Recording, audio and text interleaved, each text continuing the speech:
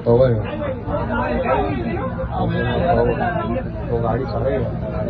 Fancy garment लाया है खास शादी के मौके पर दुल्हा के लिए स्पेशल सूट, कुर्ता पाजामा, शेरवानी, जोधपुरी, 3 पीस 2 पीस कोट पैंट जो आपको दे अलग ही एहसास, शादी के यादगार लम्हों को बनाए और भी खास। हमारा पता fancy garment Ayesha Nagar police station के सामने, हजार खोली, मालेगांव। प्रोपराइटर चांद खान।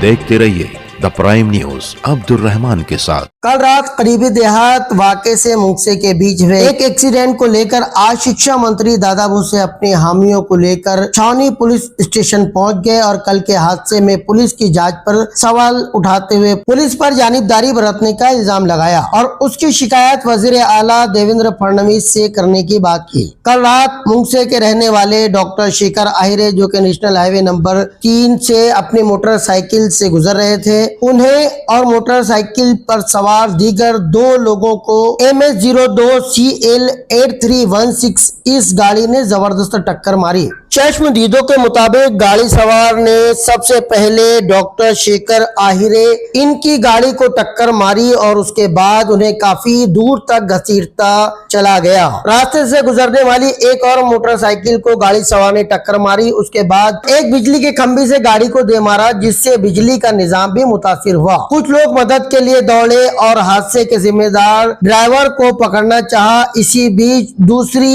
एक गाड़ी जो कि ब्लैक स्कॉर्पियो बताई जा रही है, उससे कुछ लोग उतरे और ड्राइवर को अपनी गाड़ी में बिठाने के बाद लोगों को धमकाते हुए हादसे के जिम्मेदार ड्राइवर को लेकर चलते बने। लोगों ने कार के नीचे दबे हुए मोटरसाइकिल सवार डॉक्टर को निकाला।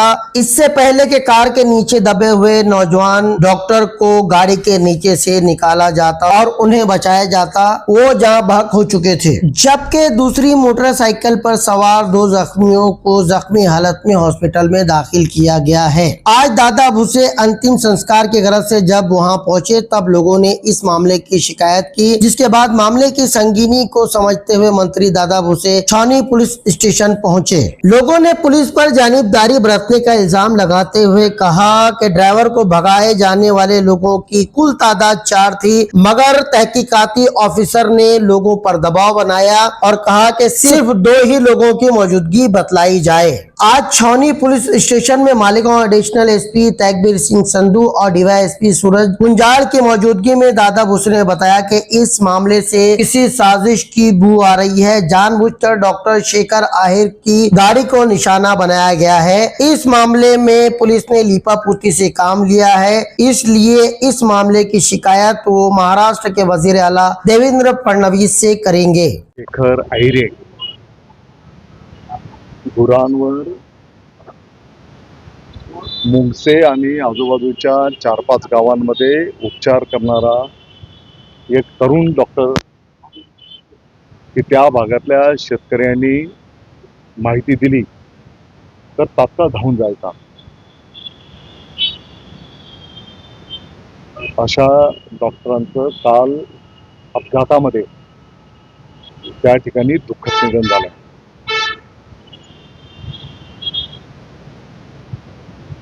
आता सर्व कार्यकर्त्यांनी ज्या भावना व्यक्त केलेल्या आहेत की ज्या गाडीने हे अपघात केलेला आहे त्या गाडीतली लोक व्यसन केलेली होती,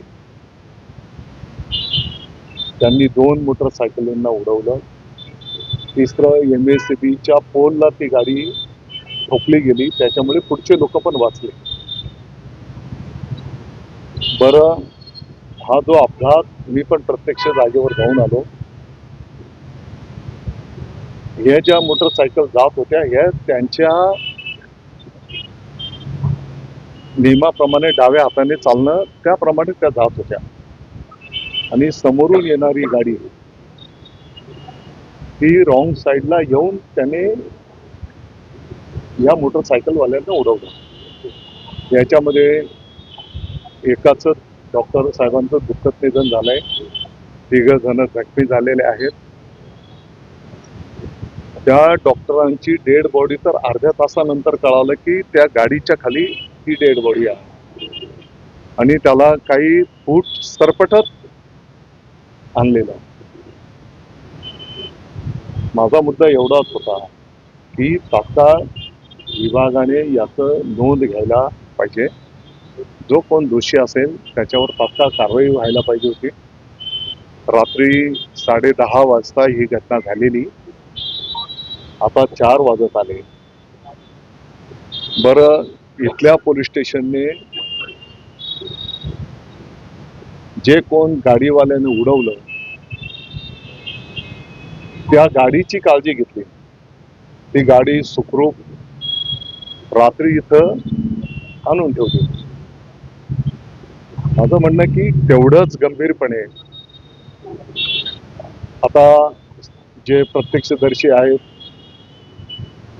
त्याच्यातला एक ते तारा तुटलेल्या पोलला धडक दिली, तारा तुटल्या तर गावाने बाबा परत दुसरं काही अपघात घडू नये, जर वीज चालू राहिली तर मग MSCBच्या कर्मचाऱ्यांना बोलवून ते बंद करायला घेतलं.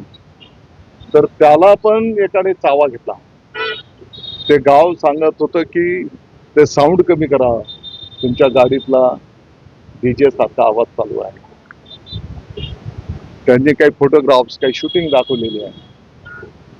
त्या डॉक्टरचं गाडी खाली जी बॉडी अडकलेली